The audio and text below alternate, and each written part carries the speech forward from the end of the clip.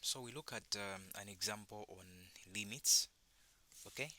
So we are looking for the limit as x approaches zero of the rational function tan x minus sine x over x to the power 3.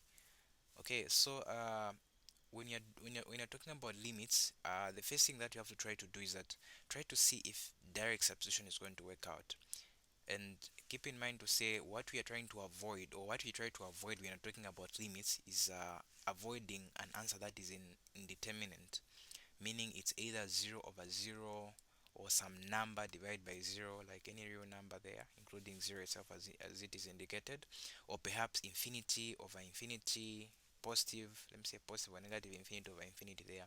So that is what we try to avoid when you're talking about limits. Okay, so you try to observe it from the first step to say, if I try to use direct substitution, am I getting something that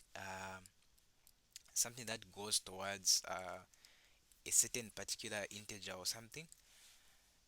If it's indeterminate, then we have to use um, some rules to try to work around that situation. And in this case, if you try to use direct substitution, it works properly. It works okay for the numerator, because on the numerator you don't really care what you have, whether it's zero. You don't really care, but it's like a situation where you have your n over 0 here. You don't really care what your n is, but your care is on the denominator here. So you are trying to prevent having a situation where the denominator is 0. All right. So now, looking at what we have, the numerator works out okay, because if we say tan 0 is still going to be 0. Why am I saying this? Because tan is nothing but sine x of what? Over cos x. So if I say sine 0, that would be 0. Sine cos 0 is 1, so it's be like 0 divided by 1, which is still what? Which is still a 0. But if you also place sine 0 there, that will still be a 0. So in the numerator we have 0, but on the denominator we have x to the power 3. And if we put 0 there, 0 to the power 3 is still 0, and that's what we are trying to avoid. So what do?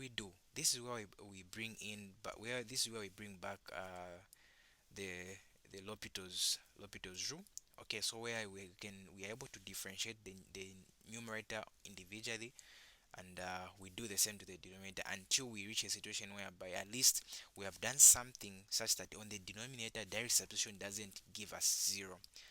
Okay, so meaning here, as we are differentiating, meaning we can even see how many derivatives we need to make. So if we differentiate for the first term, that will give us a 3x squared.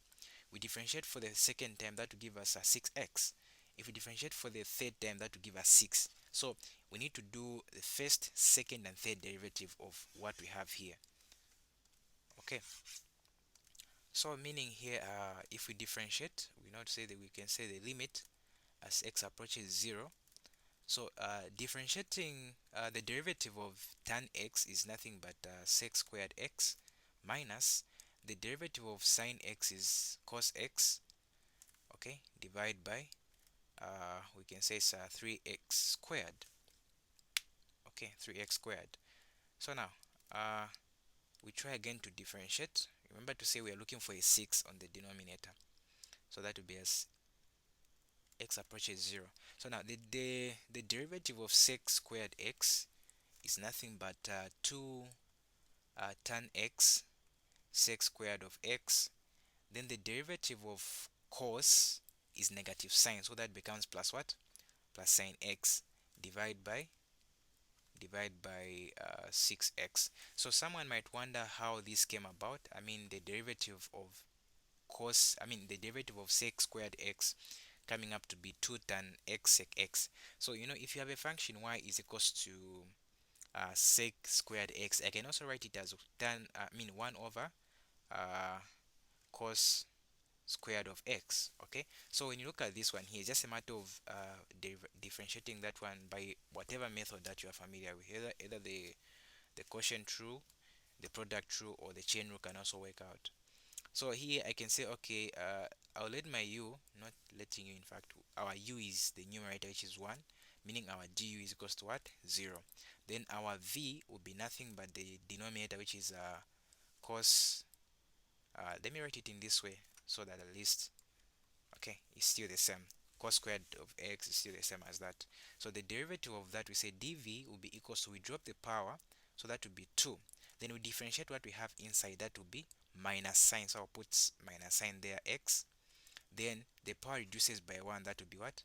That would be cos, cos x there. So remember to say for quotient true, we say it is v du. So it is this v by this du. So 0 by that is still a 0, minus u dv. So it's like minus u dv. And in this case, our u is 1, our dv is nothing but minus 2 sine x cos x, like that, divide by v squared. Okay, so this v we're supposed to square it, so meaning it becomes cos squared of what? No, no, no, not cos squared, but it becomes cos the fourth of x. All right, so this one now becomes 2 sine 2 sine x cos x divided by uh, cos 4 of x. Okay, so now one cos is going to go, and we're going to remain with 3 on the denominator, so that would be sine x um, cos 3x here. So now this I can write it in the form where, because this is more like 2 sine x, okay, multiplied by 1. So here I'll say I have cos what? Cos squared of x, then another cos x here. This is still, and these are still the one and the same thing. Okay, so what we have, we're going to have 2. This gives me tan.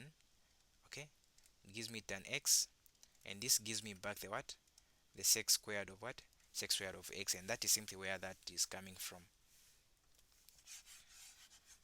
Okay, so it's just a matter of taking it step by step. It might look complex, and it is in some cases, unless if you have really dealt with a lot of questions such that you're able to remember from onset to say, okay, I know that the derivative of sec squared of x is nothing but 2 tan x sec squared of x.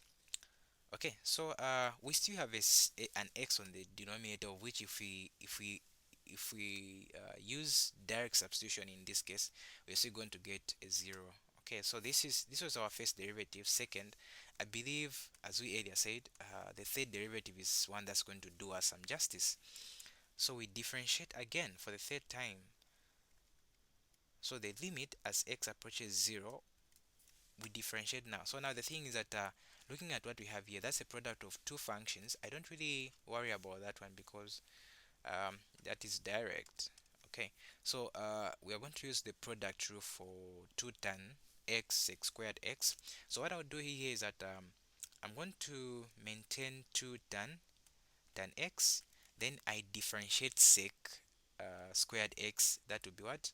That would give us 2 tan x sec squared of x. Then I'll say plus, I'm going to maintain sec squared of x, then differentiate tan. Okay, so this would be nothing. This would be what? 2 sec 2 sec squared of x multiplied by what? Sec squared of x. Then the derivative of sine is nothing but cos x. Okay, then we have the denominator. The derivative of the denominator would be nothing but a 6. So where I've reached here, we can try to simplify this. We can say, okay, the limit as x approaches 0 of this will give us something like tan x. Okay, in fact it's tan squared, and this will not be 2 but 4. Yeah, that will give us 4 tan squared of x, and that will be sec squared of x plus 2 sec to the fourth of x plus cos x divided by 6 as we have. Okay, divide by 6. So now we can also try to write this in a, we know to say at this point we can use substitution. Okay, it can work out, but if you don't really know what sec 0 is, you don't know what tan 0 is, it would be advisable to write them in the form that you're going to be familiar with. So to make this a bit clear, Let me write it in this form.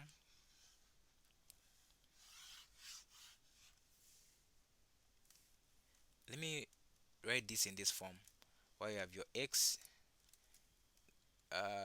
tending to 0. So this would be 4. Then I'll say open bracket. So tan is nothing but sine. That would be sine squared over cos squared of x. I'm multiplying by uh, 1 over uh, cos squared of x, that is coming from sec squared of x, plus I'll say 2. This will be 1 over cos to the fourth of x. Okay, then plus what? Plus cos x. Then I do divide by 6.